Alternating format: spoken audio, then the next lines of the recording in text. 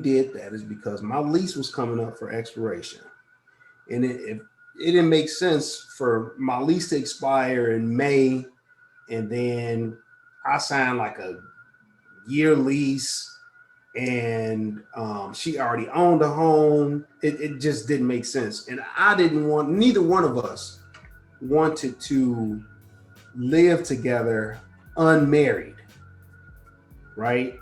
So crazy thing. One day, my wife and I wake up. Fiance at the time. I'm crashing at her crib. We wake up, go to work like any other day, and she hit me up, which was pretty normal. Maybe once a week she'll ask me if I wanted to do lunch, or I'll ask her if she wanted to do lunch.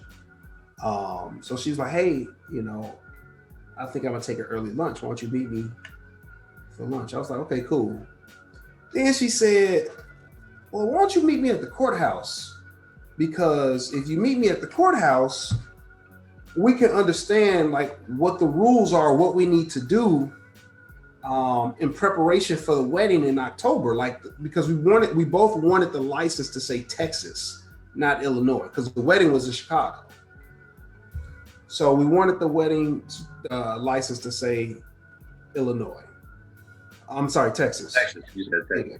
So I'm like, okay, cool. So we meet at the courthouse, and she was like, well, you want to just get married today?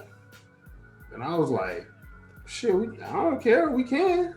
And she was like, okay, cool, let's do it. Now, we get to the cashier. You go to the cashier first. So we get to the cashier, and it was like $141, right?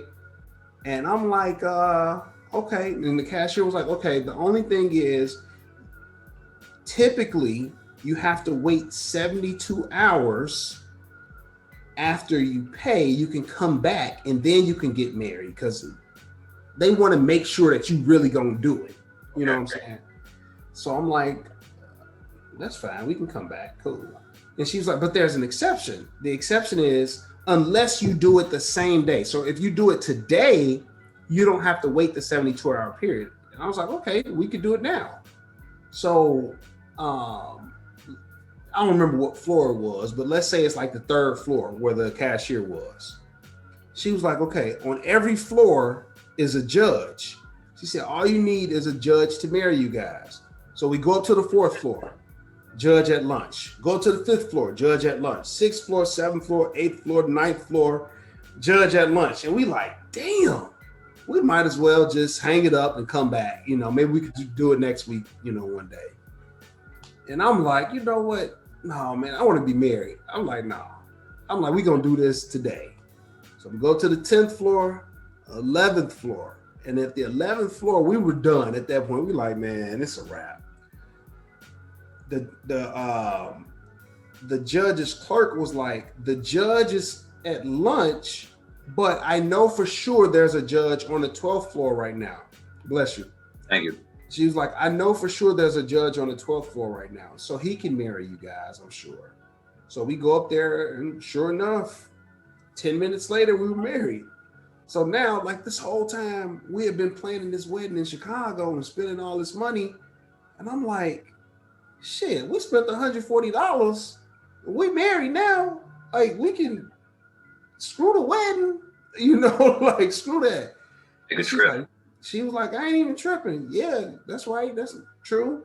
So we immediately called our moms. I called my mom. She called her mom. Tell them they're both excited and happy for us or whatever.